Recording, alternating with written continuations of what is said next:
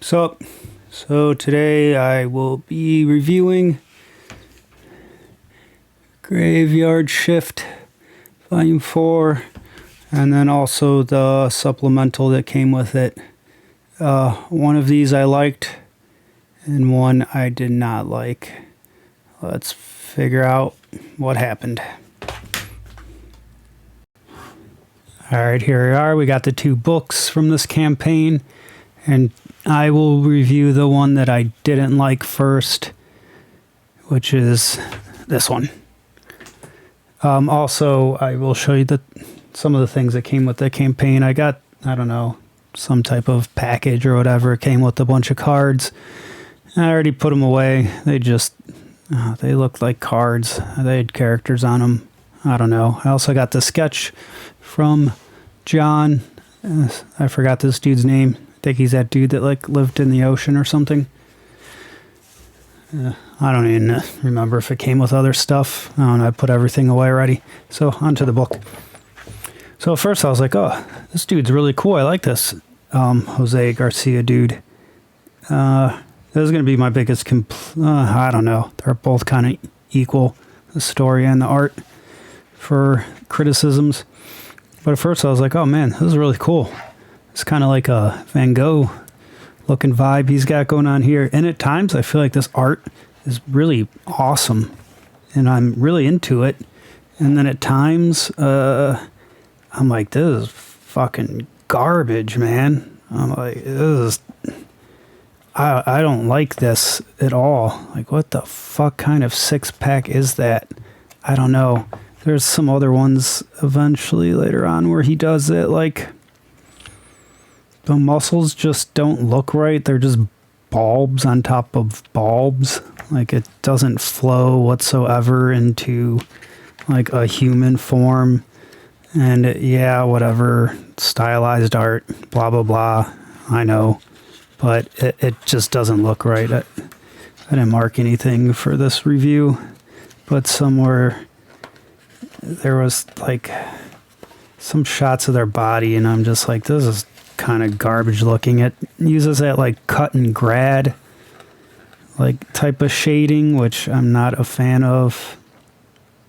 I think maybe it's, I don't even know if I feel like, but then like you come across shit like this, I'm like, that's genuinely beautiful. Like, I really like this shot. Like, everything about it is just like fantastic. So there are times where, like, you know, these backgrounds look really cool. There are times where it just looks really great.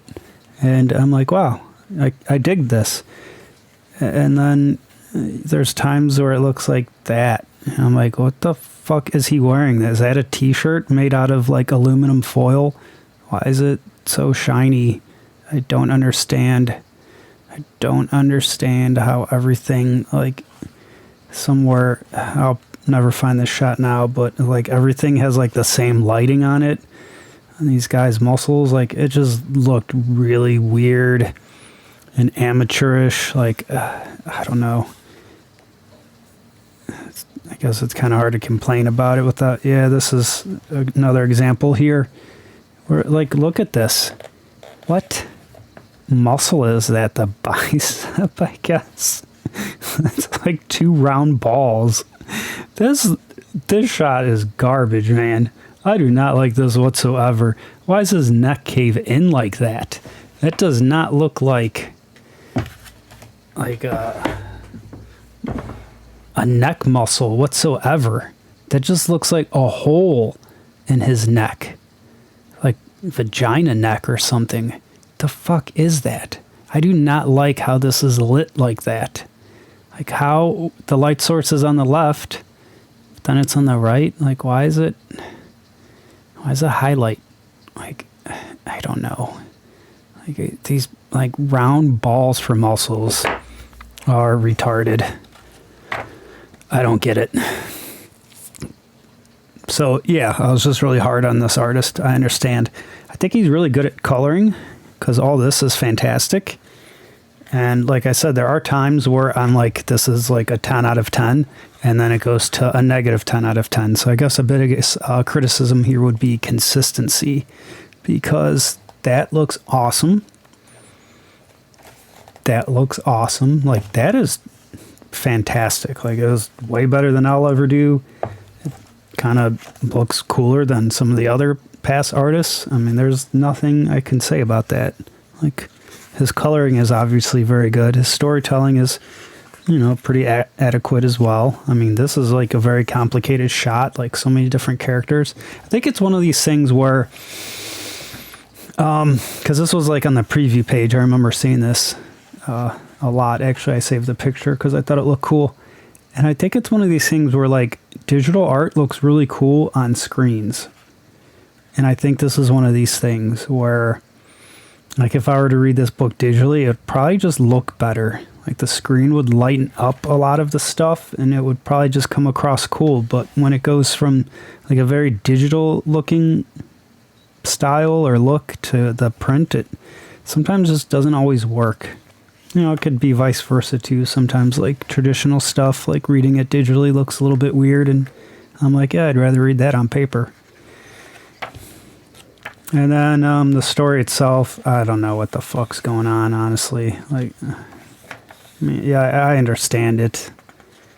Like, I don't mean it like in that way to where I'm stupid and I don't understand words and comics. Like, I understand it, but at the same time, I'm just like, why? What is happening? All this is just kind of pointless. It's all just set up. I feel like I didn't really need this. I feel like book, you know, I think he said it's like a 3-book arc. I don't know if he said that. Maybe I'm making that up, or I've heard that. But obviously, this is definitely like the first arc of some type of storyline here, and it really feels like that because everything is just set up, and we're left with like, and now on to the journey. Like, we got the army, and here we go. That's literally what it says. Like, then let's go. Yeah. Huzzah. Let's actually do something in the next issue, Black Emperor 2. So when I got to the end, I was like, yep. Yeah, it was certainly a lot of setup and filler. What the fuck? What is that? Why?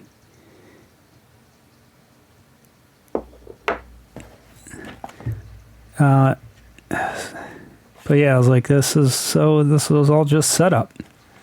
Cool. I feel like I just kind of wasted my time with this one. You know, which I guess maybe Graveyard Shift 1 was set up.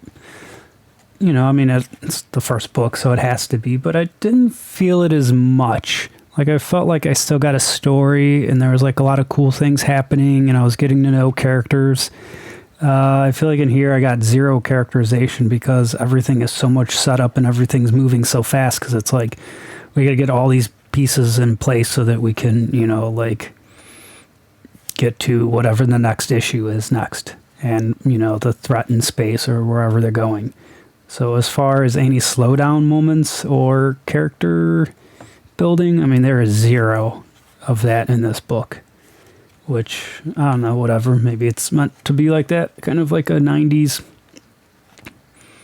action book. So, I mean, how much character building is there in, well, the first Die Hard a lot. But, I don't know, just some shitty action movie. They don't always have a lot of character building. Lilith is just like a downright whore, I guess. Okay. Guess she just fucks everyone. It's kind of like a little bit weird. I don't know why they're doing that with that character. I mean, I feel like Graveyard Shift is not really even in this too much. Like, at the end, they kind of, like, get together, like, form a team. I don't know, man. So far, and then they continue with this shit. Dude, I hate this shit in comics. It's just nonsense. Like, what is all this? You don't need this. Whatever you're trying to be like Spawn or like Dark Knight Returns. I don't know. I didn't like it in those comics. Just all this shit. Yeah, like, I'm not stupid. I can read. But, you know, the whole show don't tell type thing is for comics. You know, I read books. I'll read text in a book. When I read comics, I want to read fun art. I don't want to read this shit. It slows down, like, the pacing of everything, because you'll be like, and you're just stuck on this page forever. I think I skipped this one, honestly. I was just getting so annoyed with the story at that point that I was like, I don't care. And, you know, sometimes this will happen too. It's like, okay, because, you know, Graveyard Shift 1 did have this, and I did read those, and there was, like, pertinent information to where I was like, if I would have skipped it, I would be like, all right, that was probably something that I would be really confused about if I wouldn't have read it. But I think this happened in an earlier page. I think they maybe did the TV people. I don't know. I remember reading one of them and I was like, all right, like, that was kind of like, yeah, maybe this one. I'm like, I don't know. Like, I feel like I could not have read it and just skipped it and missed absolutely nothing. I don't know why you just don't make the people saying what they have to say in a shorter thing. It just feels like an info dump that could always be more concise. That's why I don't like those things. And like I mentioned, it just slows down the pacing. I mean, okay, double page spread here to like crash. Like now you're stuck on this page reading nonsense. I don't really like the way he made whatever Blood. Maybe his name was Dr. Blood. I don't like the way this guy made him look. He looks like some gay anime dude. I don't know why he like insists on like just like, I don't know. It's kind of like where his dick would be.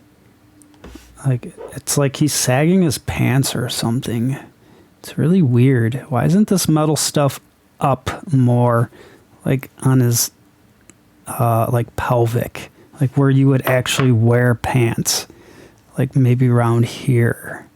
Instead it's like slightly too low, like he wants to show you like the top of his dick or something.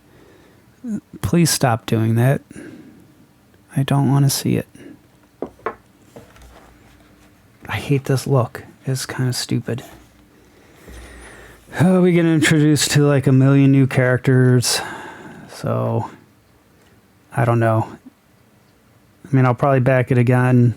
I feel like where they're going with it is probably going to be cool.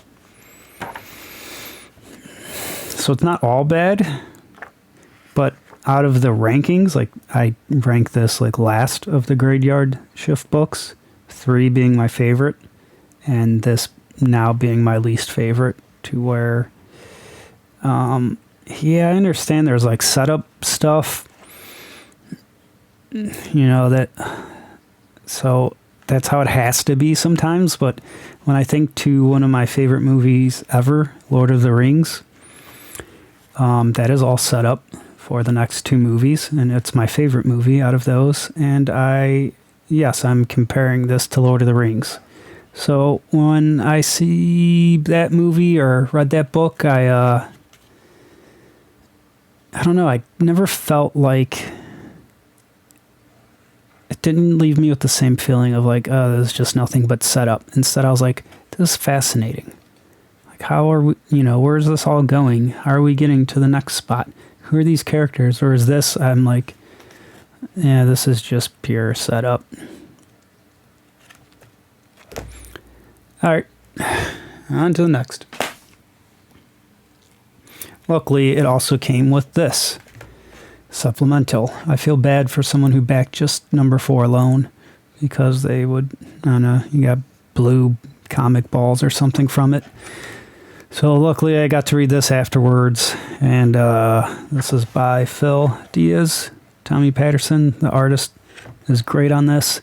The storytelling is like fucking clear and concise, as opposed to just like, I don't know, like he does a good job at like making the colors like flow well, because this is, you know, red on green on like some yellow and stuff. But at the same time, after a while, it just becomes a barrage of like colors where it's like, oh my God, what is all this?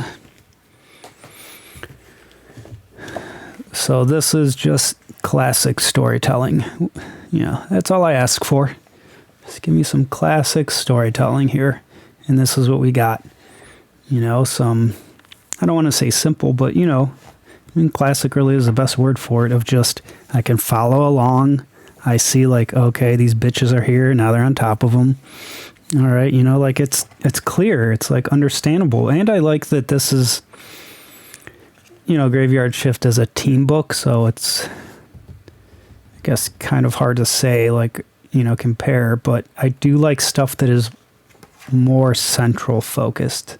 Like here we get one character, you know, like I could follow him and his thoughts. I'm like, I don't know. This is what I was saying about the book where there's very like character development, because there's like a million characters like flying at the screen all the time. Whereas this is like, hey, one dude, let's like watch his journey. Having said that, you know, obviously Graveyard Shift is a team book. So to, you know, compare the two might be unfair. You know, it's like X-Men or whatever, where it's like, well, yeah, there's a lot of characters, but I still feel like it's a comparison I can make, because this, like, you know, I was able to follow like one guy, learn something about him, who he is. You know, that's, to me, I don't know. I guess I was never a fan of the team books as much as something that is just one central character. All right, so also this is probably my favorite character out of the Graveyard Shift series so far, Brahm. So the fact that it was all him was also a plus for me. Death Toll. So yes, this was written by Mr. Philip Diaz, and I don't know how long ago he wrote this, but so far I feel like, I've only read 2 things by him. Yeah, whatever that thing's called with the silhouette. Yeah, why can't I remember? Anyway, that book. I would say that this is my favorite thing he's done so far. I feel like that's why I was saying I don't know when he wrote this, because if I say his work has been improved and this was earlier, then whoops. But I do feel like this is an improvement in his writing. Everything that, like, all the dialogue and stuff is really cool. Like, he makes some comparisons here and analogies that I'm like, oh yeah, that works really well. Yeah, I didn't mark it, but there was one in here somewhere where I was like, oh yeah, that was like well written. We do learn about Brahm, like what his mission was and shit, what happened to his family. So all the backstory is really great. The book has like some themes going on that, like, I don't know, this was just so much more well put together than Volume 4 of Graveyard Shift. We do get that thing I complained about earlier, but look at this. He didn't waste a whole fucking page on it. And I actually read this because I was like, oh, okay. Like, I will go along with this. And when I read it, it also actually was pertinent to the story. And I was like, oh, I'm glad I read this. Because this, you know, I might have been confused without that. You know, but there wasn't like an entire page of it. It was what was needed. So Brahm does go to like another dimension. I mean, I don't want to like go through the whole story and like maybe ruin it for you, because there is actually some cool plot, I guess, twist you could say in development that I kind of didn't see coming. I mean, I never see any twist coming because I'm kind of a dummy in that regard. I'm usually like focused on like looking at the panels, the coloring, layouts and stuff. So when there was a twist, I was like, oh man, that was really cool. I honestly did not see that coming. How interesting. It was very well laid. And I don't know, it was really great. I actually really appreciated it. How like, well, the, I don't know, I guess tracks were laid down for it. The only one thing that I could say, because I'm going to try to like be negative, or criticize something. So when I did get to this page and there's Dracula, I guess it was Dracula. I forgot if maybe it was somebody else.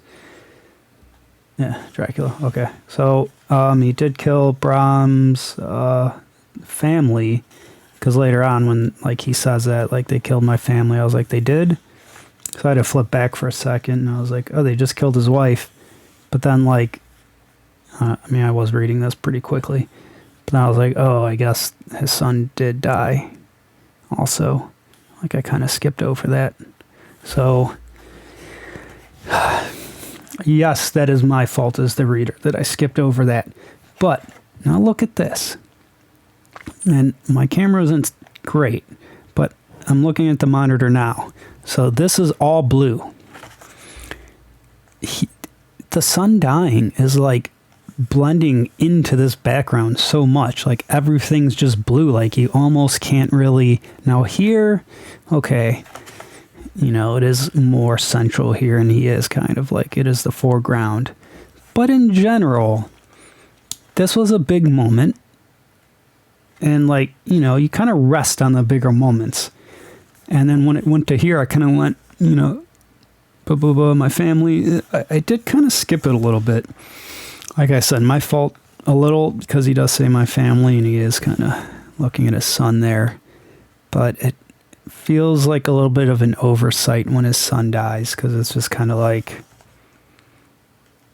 you know, he's alive here, and then he's just kind of dead, and it doesn't really get any importance to it. I don't know. I feel like, you know, each page, what's the most important moment here? And possibly his revenge face and pose. Dracula flying away. Yeah. I just feel like more importance to his son being dead could have been like up on that list. Like I said, that's really the only complaint I could find with it. Man, it's really not even that big of a deal, honestly. Because it's like so minor, just like complain about one single thing. Everything else was awesome. Like, I don't really want to show the twist because it was really cool. So I'm going to try to like skip over that part and maybe like... Oh, you do get like a bad guy here, and I do like the end bad guy, the toll. Like, it was a really cool way that he fit like everything into it, like Whom the Bell Tolls and all those type of themes to it. And he looked really cool. Like, that is awesome.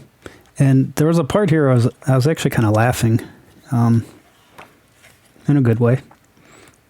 They have a fight sequence here, and he's, yeah, right here where he's just like running, like this face is like hilarious. And he's like, let freedom ring. Ha, ha, ha. This moment right here is better than anything in the entirety of Graveyard Shift Volume 4 book. This is fun. I was having fun.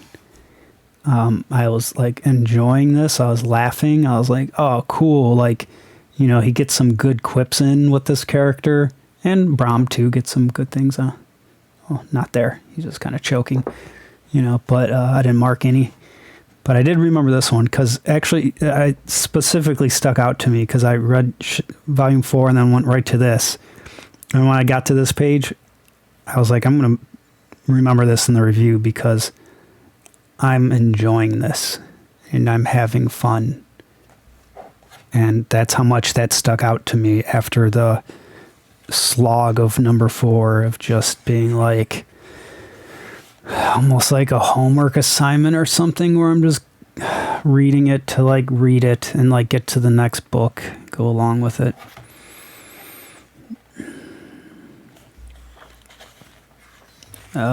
There's a really cool thing that happens that I really don't want to spoil at all because I didn't know they did that in it, but there's like a cool time travel universe element that is, I don't know, anyone that's a fan of CG stuff, like you're going to want to read that and get this book because something really cool happens that I liked.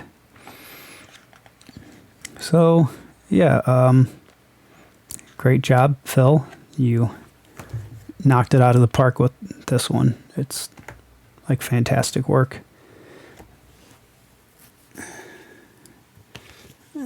Yeah, this one not so much. I'll probably get the next one though, just to see where this is all going. But I don't know. I'm going to want to see some improvements or something, because Graveyard Shift kind of was like a horror theme a little bit. Well, a lot. And monster themed. And this like, I don't know, anime, like weird face thing. I don't know if that works for this genre.